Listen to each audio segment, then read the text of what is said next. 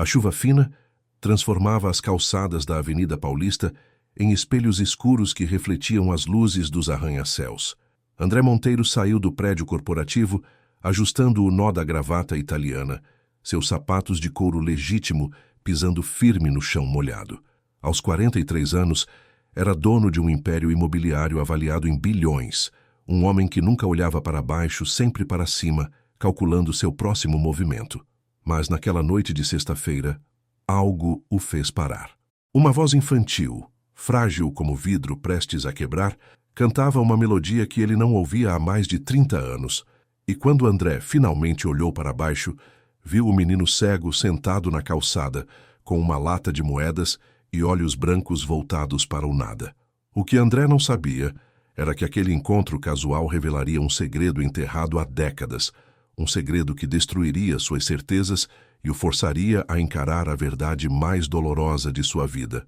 Em 5 dias, tudo o que André construiu seria colocado à prova, por causa daquele menino que ele quase ignorou. Antes de continuar, se inscreve aqui no canal para receber sempre histórias emocionantes e especiais como essa. Agora vamos conhecer a história completa de André e o pequeno Gabriel. André Monteiro acordava todos os dias às 5 da manhã no seu apartamento triplex em Pinheiros, com vista panorâmica para a cidade de São Paulo. O despertador nunca precisava tocar. Seu relógio biológico estava programado para sucesso. Levantava-se da cama king size com lençóis egípcios de 1000 fios, calçava chinelos de couro e caminhava até a janela do 25º andar. Lá de cima, São Paulo parecia um tabuleiro de xadrez onde ele sempre estava 10 jogadas à frente. Fisicamente, André era a imagem do executivo bem-sucedido. Alto, 1,85 m, ombros largos mantidos por treinos diários com personal trainer. Cabelos negros começando a grisalhar nas têmporas, o que apenas adicionava um ar de distinção. Olhos escuros, penetrantes, que faziam as pessoas desviarem o olhar em reuniões. Mandíbula quadrada sempre bem barbeada. Usava exclusivamente ternos sob medida, relógios suíços que custavam mais que carros populares, e uma aliança de ouro branco que há muito tempo perdera qualquer significado real. Sua rotina era militar. 5h30, academia particular no próprio prédio. 6h45, ducha, café da manhã com claras de ovos e frutas orgânicas preparadas pela governanta. 7h30, primeira reunião do dia, sempre por videoconferência com investidores internacionais. 8h45, chegada ao escritório, o andar inteiro de um prédio comercial na Faria Lima, que abrigava a Monteiro Incorporações. A empresa fora fundada por ele 20 anos atrás, com um único empreendimento residencial na Zona Oeste. Hoje tinha projetos espalhados por 12 estados brasileiros e estava expandindo para Portugal e Miami. Prédios de alto padrão, condomínios de luxo, shopping centers, tudo carregava a assinatura Monteiro, sinônimo de exclusividade e status. Mas o sucesso tinha seu preço.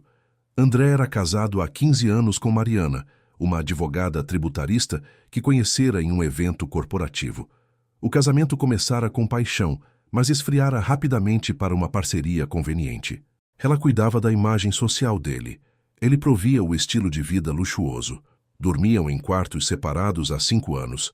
Conversavam apenas sobre logística, eventos, viagens, compromissos sociais. Não tinham filhos. No início, era porque ambos estavam focados nas carreiras. Depois, porque já não se tocavam mais. E, finalmente, porque nenhum dos dois realmente queria trazer uma criança para aquele casamento frio e transacional. André nunca admitiu em voz alta, mas sentia o vazio. Via colegas com suas famílias e sentia uma pontada de algo que não conseguia nomear. Inveja, arrependimento. Ele empurrava esses sentimentos para o fundo da mente e mergulhava de volta no trabalho. Trabalho era sua única constante. Era onde se sentia no controle, onde seus esforços geravam resultados tangíveis. Fechava negócios de dezenas de milhões como quem compra pão, demitia funcionários sem piscar, destruía concorrentes com manobras legais impiedosas. Era admirado e temido em igual medida no mercado imobiliário, mas ninguém conhecia o André de 30 anos atrás. O menino pobre do Jardim Ângela, uma das regiões mais violentas de São Paulo, filho de Dona Rosa, empregada doméstica que criou 3 filhos sozinha depois que o marido os abandonou.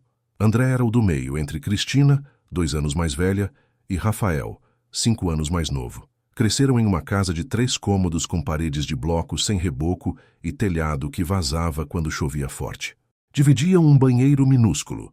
Dormiam 3 em um quarto, comiam o que Dona Rosa conseguia trazer das casas onde trabalhava. Não era fome, mas era escassez constante. Era calcular se dava para comprar caderno ou sapato. Nunca os dois. André odiava aquela vida com cada fibra do seu ser. Odiava ver a mãe chegar tarde da noite com os pés inchados. Odiava as roupas doadas que usava na escola. Odiava que Cristina tivesse que trabalhar aos 15 anos, em vez de estudar. Mas, acima de tudo, odiava que Rafael, o caçula, tivesse nascido com uma doença degenerativa na retina que o deixaria completamente cego antes dos 10 anos. Rafael era doce, gentil, sempre sorrindo, apesar da escuridão que avançava dia após dia. Tinha um dom natural para a música. Cantava com uma voz de anjo que fazia os vizinhos pararem para ouvir. Dona Rosa trabalhava dobrado para pagar tratamentos, mas os médicos eram claros. Era progressivo e irreversível. Rafael ficaria cego, e não havia nada que pudessem fazer. André tinha 17 anos quando tudo desmoronou. Dona Rosa passou mal no trabalho, levada às pressas para o hospital. Derrame. Ficou 3 dias na UTI antes de partir, deixando 3 órfãos sem nenhuma estrutura familiar. Cristina, com 19, assumiu a guarda dos irmãos, mas mal conseguia manter a si mesma. Foi aí que André tomou a decisão que o assombraria pelo resto da vida. Tinha conseguido uma bolsa integral em uma universidade particular para engenharia civil, seu bilhete de saída daquela vida. Mas aceitar significaria abandonar os irmãos. Cristina não conseguiria cuidar de Rafael sozinha, especialmente quando ele perdesse completamente a visão. Fiquei aqui. Cristina disse a ele, lágrimas escorrendo. Você vai, estuda, constrói uma vida melhor. É o que a mãe ia querer. E o Rafael? André perguntou, olhando para o irmão de 12 anos, que já enxergava apenas vultos. Eu cuido dele. Cristina prometeu, embora ambos soubessem que era uma promessa quase impossível de cumprir. André aceitou a bolsa. Mudou-se para uma república próxima à universidade. Trabalhava de dia e estudava de noite. Mandava algum dinheiro quando podia. Ligava uma vez por semana.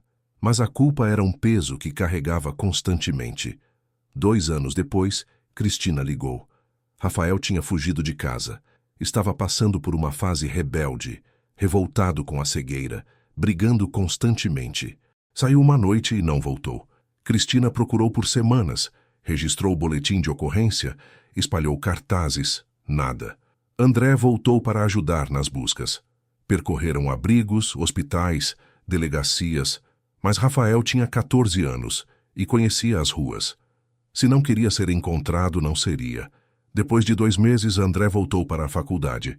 Disse a si mesmo que Rafael apareceria, que era só uma fase. Cristina continuou procurando por mais 6 meses antes de desistir, destruída pela dor. André se enterrou nos estudos com ferocidade renovada. Formou-se em tempo recorde, começou a trabalhar em uma construtora grande, economizou cada centavo. Em 5 anos, abriu sua própria empresa. Em 10, era milionário. Em 20, bilionário. Cristina casou-se e mudou-se para o interior de São Paulo, cortando laços com o passado. Eles se falavam talvez 2 vezes por ano, conversas superficiais que evitavam cuidadosamente mencionar Rafael. Era como se o irmão mais novo nunca tivesse existido. André convenceu-se de que Rafael estava bem em algum lugar. Talvez tivesse encontrado uma instituição para cegos. Talvez vivesse com alguma família que o acolhera. Era mais fácil acreditar nisso do que encarar as alternativas mais sombrias. E com o tempo, as memórias foram ficando mais distantes, mais fáceis de ignorar. Até aquela sexta-feira chuvosa. André estava saindo de uma reunião particularmente tensa com investidores japoneses. O negócio tinha fechado, claro. Ele sempre fechava, mas estava mentalmente exausto. A chuva fina caía persistente, fazendo as pessoas se apressarem pelas calçadas sob guarda-chuvas coloridos. Ele estava prestes a entrar no carro quando ouviu a voz. Uma voz infantil, desafinada, mas cheia de sentimento, cantando. André congelou. Era a música que Dona Rosa cantava para fazê-los dormir quando eram pequenos. Uma cantiga de ninar antiga que ela aprendera com a própria mãe. André não ouvia aquela melodia há 30 anos. Virou-se, procurando a origem do som, e então viu um menino de talvez 9 ou 10 anos, sentado no chão molhado encostado na parede do prédio. Roupas velhas e sujas, pés descalços apesar do frio, cabelos escuros desgrenhados, e os olhos que olhavam para frente mas não viam nada, cobertos por aquela película esbranquiçada, característica de cegueira avançada. O menino cantava a cantiga com os olhos fechados, uma expressão de paz no rosto sujo. À sua frente, uma lata de alumínio amassada com algumas moedas. Ao seu lado, um pedaço de papelão onde alguém tinha escrito com caneta: "Sou cego. Por favor, ajude." André sentiu algo estranho no peito. O menino não se parecia com Rafael. Era mais novo, tinha traços diferentes. Mas havia algo, a maneira como inclinava a cabeça, o jeito que seus dedos tamborilavam no chão no ritmo da música, pequenos gestos que arrancaram memórias que André mantinha trancadas. Aproximou-se, tirando a carteira. Tinha apenas notas de 100. Pegou uma e colocou na lata. O som diferente das moedas fez o menino parar de cantar. "Muito obrigado, senhor." A voz era educada, surpreendentemente articulada. "Deus abençoe." "Como você conhece essa música?" André perguntou antes que pudesse se conter. O menino sorriu, revelando dentes desiguais. "Meu pai me ensinou. Ele dizia que a avó dele cantava." "Seu pai?" André engoliu em seco. "Onde ele está?" O sorriso desapareceu. "Ele faleceu, senhor. Faz 2 meses." "Sinto muito." André se ajoelhou, não se importando que o joelho da calça cara tocasse o chão molhado. "Qual seu nome?" "Gabriel, senhor." "Gabriel Mendes." "Gabriel." André repetiu. "Você mora na rua?" O menino assentiu. "Desde que meu pai partiu. Ele cuidava de mim, sabe? Mas então ficou doente e agora não tem mais ninguém." "Não tem família?" "Ninguém." "Tinha uma tia, mas ela disse que não pode cuidar de um menino cego. Dá muito trabalho." Gabriel falou sem autopiedade, apenas constatando um fato. "Então eu fico aqui. As pessoas são gentis às vezes. E eu canto. Meu pai sempre disse que Deus me deu uma voz bonita porque tirou meus olhos." André sentiu lágrimas ardendo, mas piscou para contê-las. "Há quanto tempo você está cego?" "Desde sempre, senhor. Nasci assim. Meu pai dizia que foi um problema no parto, falta de oxigênio ou algo assim." "Onde você dorme?" "Tem um albergue ali perto." Gabriel apontou vagamente na direção errada. "Mas é perigoso. Os meninos maiores pegam minha comida. Então às vezes eu fico aqui mesmo. Este prédio tem uma marquise, então não molho quando chove." André olhou ao redor, para o bairro rico, as pessoas passando apressadas, ninguém olhando para o menino cego. Sentiu vergonha e raiva em igual medida. "Gabriel, eu vou voltar." André disse impulsivamente. "Amanhã. Vou trazer comida e roupas. Você fica aqui?" O menino pareceu confuso. "Por que o senhor faria isso?" "Porque..." André hesitou. "Porque é a coisa certa a fazer." Na verdade, ele não sabia por quê. Só sabia que não conseguia deixar aquele menino ali. Naquela noite, André não conseguiu dormir. Ficou olhando para o teto do quarto luxuoso, pensando em Gabriel dormindo em uma calçada, pensando em Rafael, desaparecido há tantos anos, pensando na promessa quebrada de ser um irmão melhor. Às 4 da manhã, levantou-se e foi até o escritório em casa. Abriu uma gaveta trancada onde guardava documentos antigos. No fundo, encontrou o que procurava, uma foto desbotada de quando eram crianças. Ele, Cristina e Rafael abraçados, sorrindo apesar das roupas simples. Rafael ainda podia ver naquela época, embora já usasse óculos grossos. André segurou a foto com mãos trêmulas. Rafael teria 38 anos agora. Seria possível que Gabriel fosse... Não. Era estatisticamente improvável. Milhares de crianças cegas viviam nas ruas. E Rafael tinha fugido com 14 anos, não tinha tido tempo de ter um filho. Mas a música, aquela música específica, como Gabriel a conhecia. No sábado de manhã, André cancelou o jogo de golfe com clientes importantes. Mariana franziu a testa, mas não comentou. Ele encheu sacolas com comida do mercado mais próximo, Comprou roupas infantis, um cobertor grosso, tênis novos. Voltou ao prédio onde encontrara Gabriel. O menino estava no mesmo lugar cantando uma música diferente agora.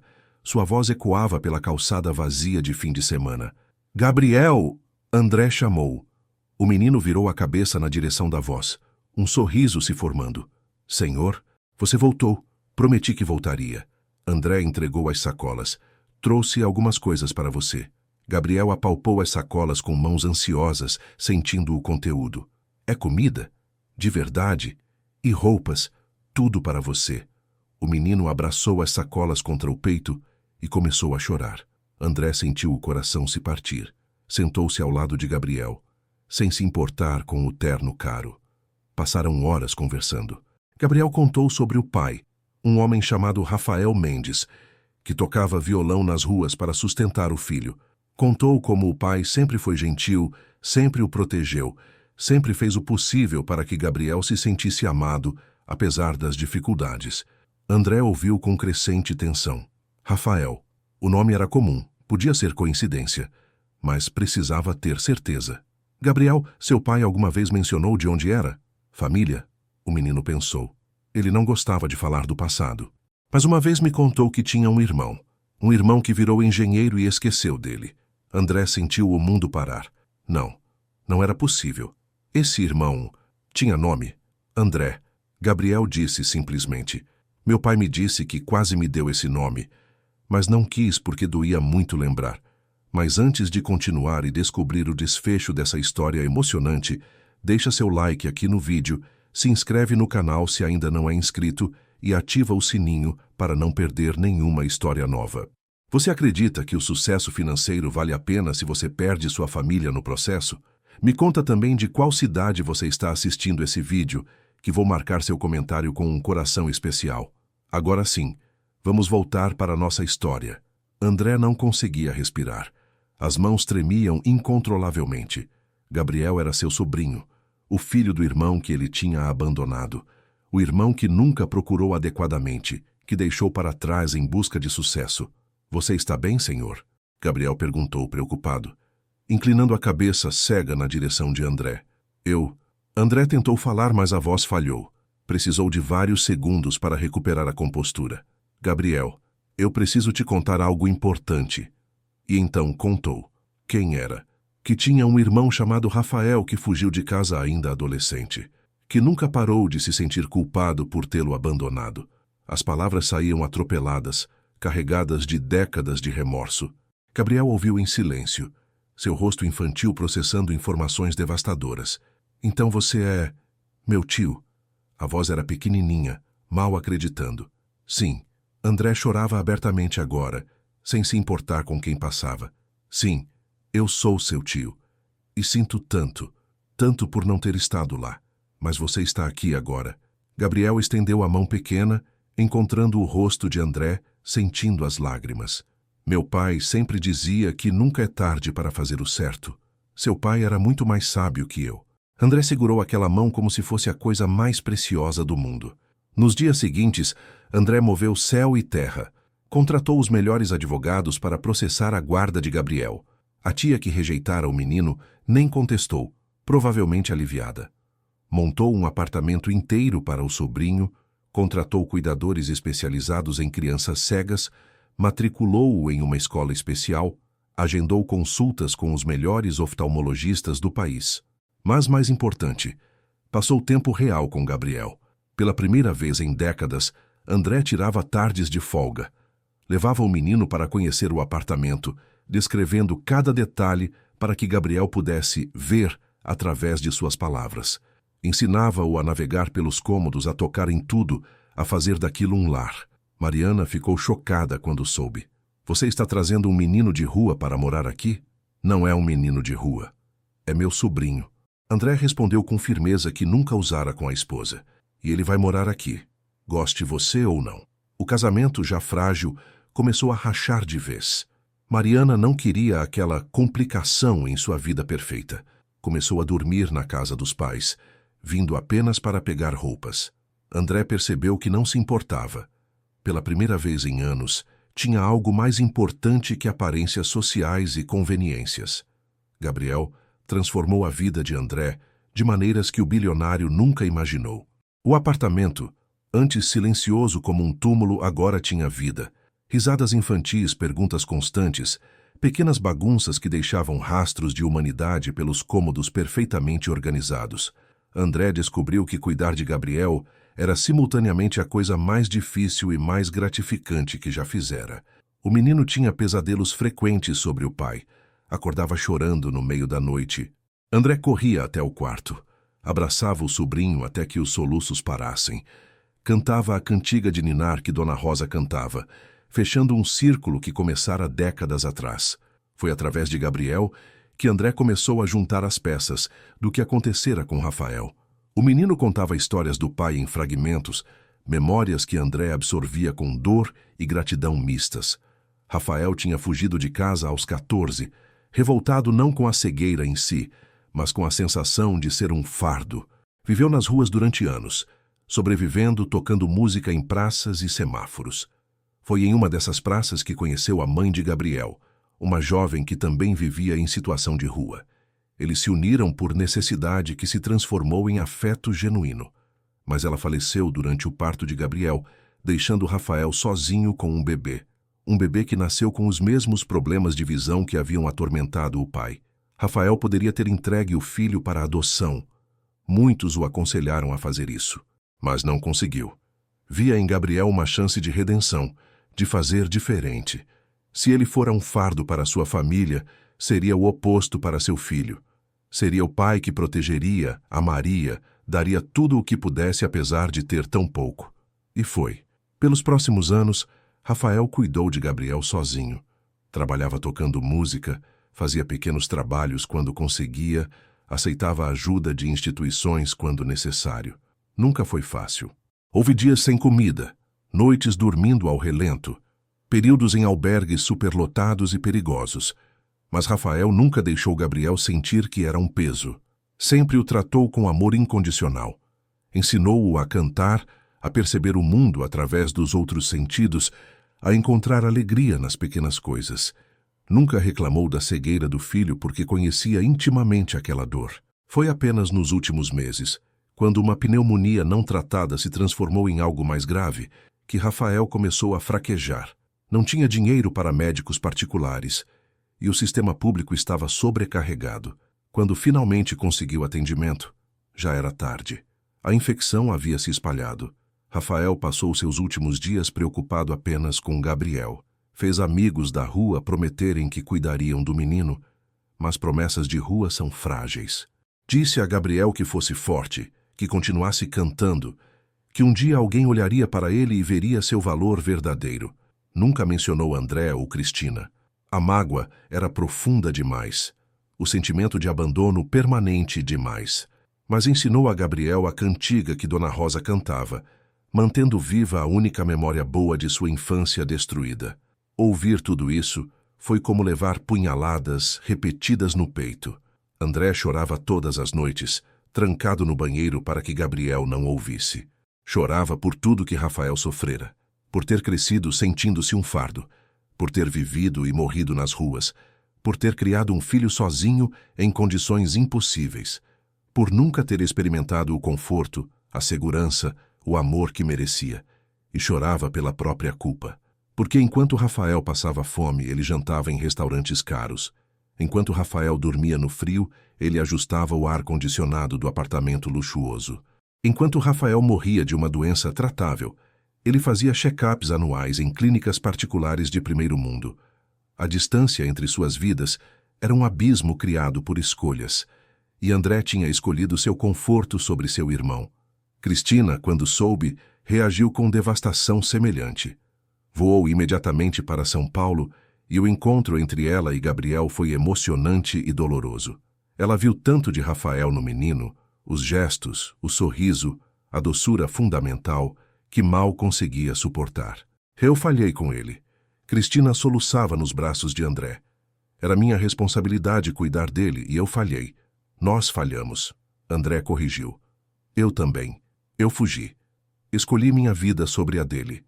Eles passaram dias processando, conversando, lembrando. Gabriel ouvia as histórias sobre o pai que nunca conhecera completamente, sobre o menino alegre que gostava de jogar bola mesmo perdendo a visão, sobre o adolescente que tocava violão no quintal fazendo os vizinhos pararem para ouvir, sobre o irmão que eles amavam mas não souberam salvar. E Gabriel, com a sabedoria estranha das crianças que amadurecem cedo demais, disse algo que marcou ambos para sempre. Meu pai me dizia que o perdão liberta mais quem perdoa do que quem é perdoado.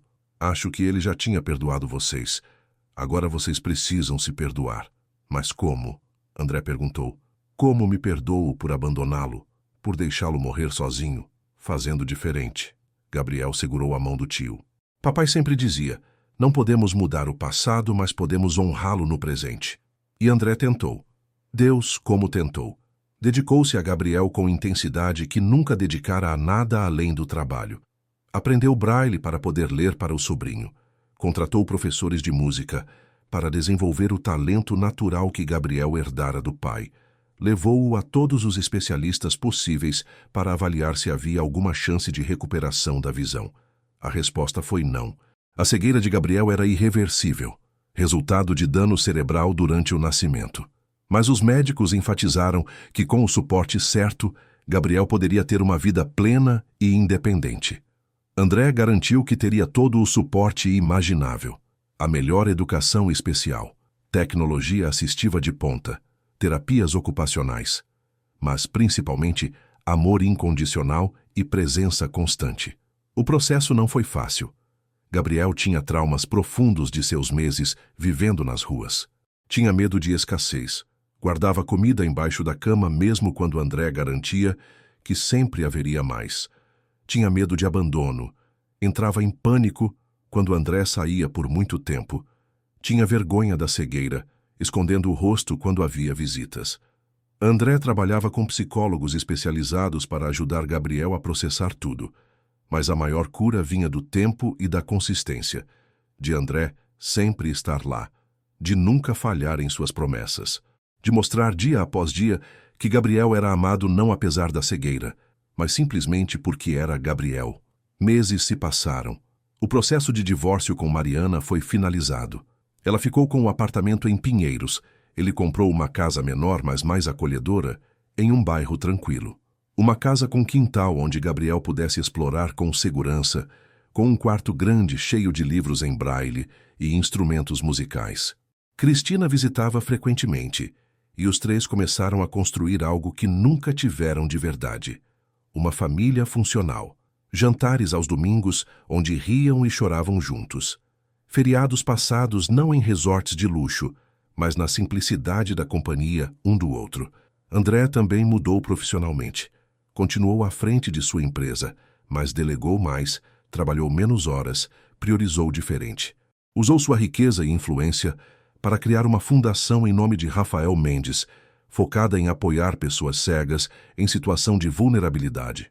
A fundação oferecia moradia temporária, treinamento profissional, acesso à tecnologia assistiva e, principalmente, dignidade. André visitava pessoalmente os beneficiados, ouvia suas histórias, via Rafael em cada um deles. Era sua forma de tentar compensar o que não fizera pelo irmão. Gabriel floresceu nesse ambiente de amor e suporte. Entrou em uma escola especializada onde fez amigos pela primeira vez na vida. Descobriu paixão por matemática, sua mente criando visualizações abstratas que não dependiam da visão. E continuou cantando, sua voz se desenvolvendo com aulas de professores renomados. Um ano após encontrar Gabriel, André organizou um concerto especial. Alugou uma sala pequena, mas elegante. Convidou 100 pessoas, amigos, família, beneficiários da fundação, pessoas que conheceram Rafael nas ruas. No centro do palco, Gabriel cantaria pela primeira vez para uma plateia real. O menino estava nervoso, suas mãos tremendo enquanto André o levava até o microfone. Tio, e se eu esquecer a letra? E se ninguém gostar? Impossível. André ajoelhou-se ao lado dele. Você tem a voz do seu pai, Gabriel, e ele tinha o dom de tocar corações. Você herdou isso dele. Você acha que ele estaria orgulhoso de mim? Eu sei que estaria. André abraçou o sobrinho. E eu estou tão orgulhoso de você que meu coração mal cabe no peito. As luzes se apagaram. Um holofote iluminou Gabriel, tão pequeno naquele palco. Ele respirou fundo e começou a cantar. Era a cantiga de ninar, a música que Dona Rosa cantava, que Rafael ensinou a Gabriel, que conectava 3 gerações de dor, amor e sobrevivência. A voz de Gabriel encheu o espaço, pura e emocionada. Não era tecnicamente perfeita, mas estava carregada de algo mais importante: verdade. Cada nota carregava a história dele, do pai de todos que sofreram e persistiram. Não havia um olho seco na plateia. André chorava abertamente, ao lado de Cristina, que segurava sua mão com força. Via Gabriel ali, vivo, seguro, amado, e pensava em Rafael, que nunca teria essa oportunidade. Mas também pensava que talvez, de alguma forma, Rafael estivesse lá. Em cada nota que Gabriel cantava, em cada sorriso no rosto do menino, em cada momento de alegria que o sobrinho experimentava. Rafael viveria através de Gabriel, e André garantiria que o filho de seu irmão tivesse tudo o que Rafael merecia, mas nunca teve. Quando a música terminou, a plateia explodiu em aplausos. Gabriel sorriu, aquele sorriso largo que iluminava seu rosto inteiro, e fez uma reverência desajeitada. André correu ao palco e o abraçou, sussurrando no ouvido do menino: "Seu pai estaria tão orgulhoso de você. Você acha que ele me perdoou?" Gabriel perguntou baixinho. "Por continuar vivo quando ele não está?" André sentiu o coração se despedaçar e se reconstruir ao mesmo tempo. "Meu amor, ele não precisa te perdoar porque você não fez nada de errado. Ele ficaria feliz que você está vivo, feliz, cercado de amor. É tudo o que qualquer pai quer para seu filho. E você, tio? Você se perdoou?" André pensou. Pensou em todas as noites de terapia, todas as lágrimas derramadas, todas as visitas à fundação onde tentava fazer diferente. Pensou em Gabriel dormindo seguro todas as noites, em suas risadas durante o café da manhã, em seus progressos na escola. "Estou tentando." André respondeu honestamente. "A cada dia, tento ser a pessoa que meu irmão merecia ter ao lado dele.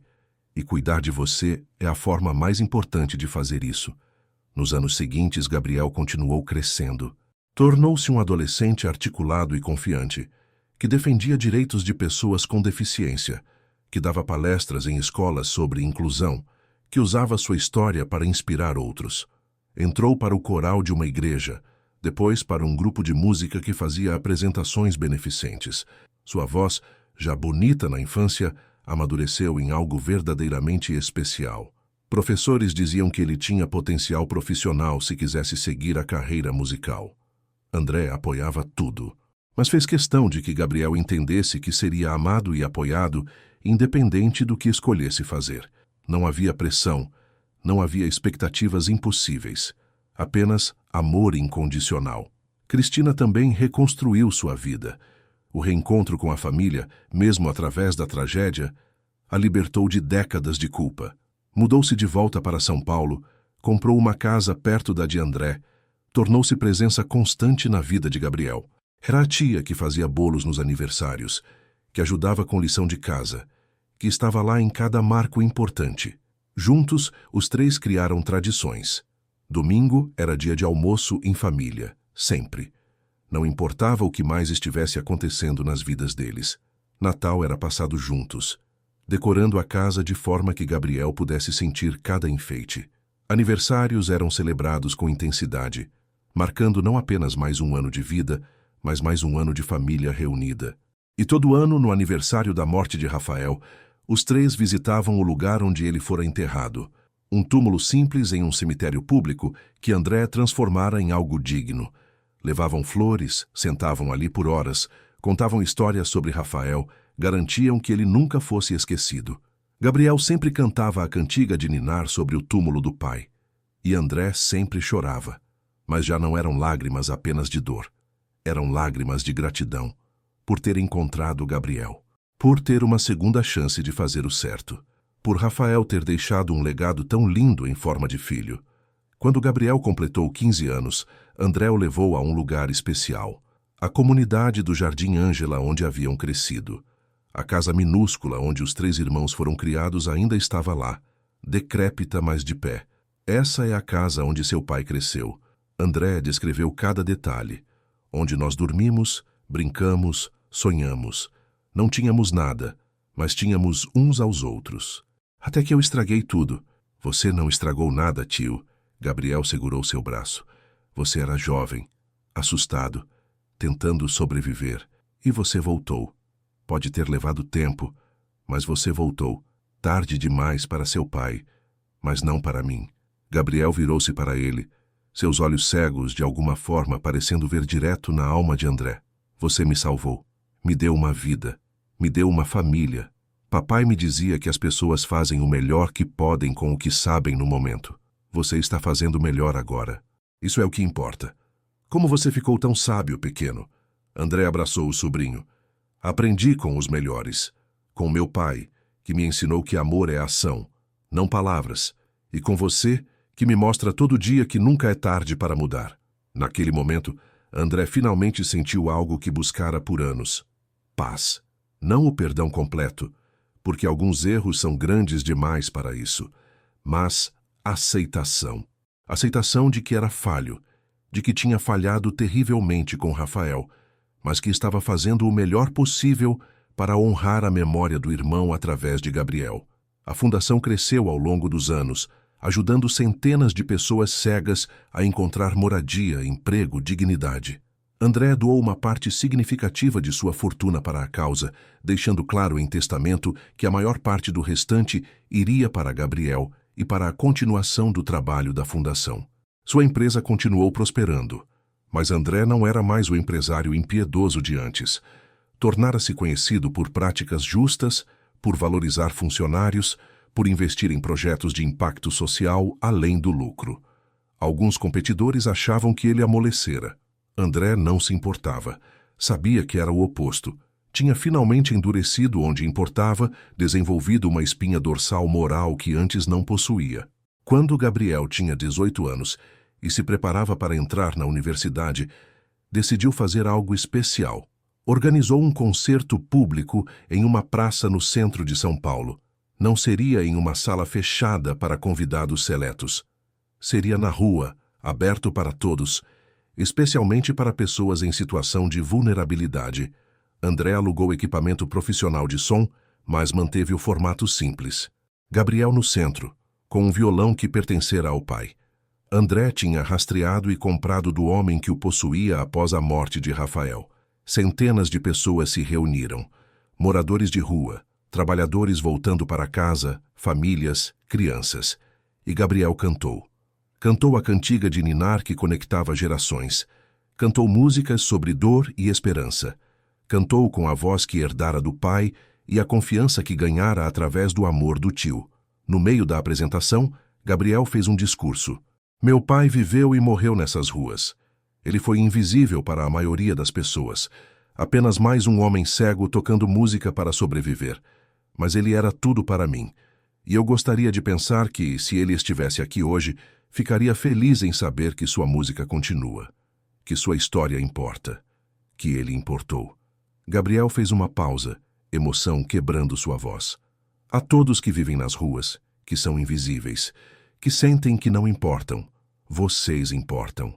Suas histórias importam. Suas vidas têm valor. E meu desejo é que todos encontrem alguém que os veja, da mesma forma que meu tio me viu quando eu estava sentado ali, cego e sozinho, apenas mais um menino pedindo esmola. A multidão estava em lágrimas. André também, sem vergonha alguma, olhou ao redor e viu tantos Rafaéis em potencial, tantos Gabriéis esperando por alguém que parasse e olhasse de verdade. Após o concerto, dezenas de pessoas se aproximaram de André, querendo saber como poderiam ajudar. Alguns ofereceram doações, outros queriam ser voluntários. Muitos simplesmente queriam agradecer por Gabriel ter compartilhado sua história, por ter feito eles enxergarem as pessoas que passavam diariamente sem ver. Foi assim que nasceu um movimento maior. O concerto viralizou nas redes sociais. Jornais cobriram a história. E André usou a atenção para amplificar a mensagem sobre pessoas em situação de rua, especialmente aquelas com deficiências. Pressionou o governo por políticas melhores. Mobilizou outros empresários para contribuir. Criou programas de emprego em sua própria empresa, especificamente para pessoas em situação de vulnerabilidade. Não era perfeito, não resolvia tudo, Mas era algo. Era fazer diferente. Gabriel eventualmente decidiu cursar psicologia na universidade, com foco em trauma e populações vulneráveis. Queria entender e ajudar pessoas que passaram por experiências similares às suas. André pagou os melhores tutores, a melhor tecnologia assistiva, garantiu que Gabriel tivesse todas as ferramentas para ter sucesso. Mas também deixou Gabriel falhar às vezes. Não o protegeu excessivamente, porque tinha aprendido que amor não é criar uma bolha perfeita. É dar suporte enquanto a pessoa navega um mundo imperfeito. E Gabriel navegou. Teve dificuldades, claro. Preconceitos de professores que duvidavam que um aluno cego pudesse ter sucesso. Colegas que o tratavam com condescendência. Momentos de frustração quando as limitações físicas criavam barreiras reais. Mas sempre voltava para casa, onde André estava esperando. Pronto para ouvir, para apoiar, para lembrar Gabriel de sua força. E aos poucos, Gabriel não apenas sobreviveu à universidade, mas prosperou. Formou-se com honras. Foi aceito em um programa de mestrado prestigiado. Começou a publicar artigos sobre trauma infantil e resiliência. Tornou-se uma voz respeitada em sua área. E, através de tudo, manteve a humildade e a bondade que Rafael lhe ensinara. Nunca esqueceu de onde veio. Frequentemente voltava aos abrigos e às ruas para falar com pessoas em situação similar à que ele estivera. Não como um salvador em um pedestal, mas como alguém que entendia. André o observava com um orgulho que transcendia palavras. Este jovem brilhante, compassivo e forte, era o legado de Rafael. Era a prova de que, mesmo em circunstâncias impossíveis, amor persistente pode criar milagres. Numa noite, anos após aquele primeiro encontro, André e Gabriel estavam sentados na varanda da casa, ouvindo os sons da noite. Tio, Gabriel quebrou o silêncio confortável. Posso te perguntar algo? Sempre. Você ainda se sente culpado? Pelo meu pai? André pensou cuidadosamente. Todos os dias. A culpa não desaparece completamente, mas aprendi a carregar ela diferente. Não mais como um peso paralisante, mas como um lembrete de fazer melhor. De nunca mais virar as costas para alguém que precisa de mim. Acho que meu pai entenderia isso. Gabriel sorriu. Ele acreditava em segundas chances. Dizia que todo dia é uma chance de começar de novo. Ele estava certo. E eu começo de novo todo dia, tentando ser o homem que ele merecia como irmão. E o tio que você merece. Você já é. Gabriel segurou a mão de André. E sabe por quê? Porque você ficou. Quando ficou difícil, quando eu tinha pesadelos e fazia bagunça e era muito trabalho, você ficou. Isso é o que importa. André chorou, como sempre chorava quando Gabriel dizia coisas assim, mas eram lágrimas boas agora. Lágrimas de gratidão por esta segunda chance que a vida lhe dera. Obrigado, Gabriel, por me deixar te amar, por me dar propósito, por me salvar tanto quanto eu tentei te salvar. Foi você que parou naquele dia. Gabriel respondeu. Centenas de pessoas passaram por mim naquela calçada, mas você foi o único que parou. O único que viu além do menino cego pedindo esmolas e enxergou uma pessoa completa. Isso mudou minha vida.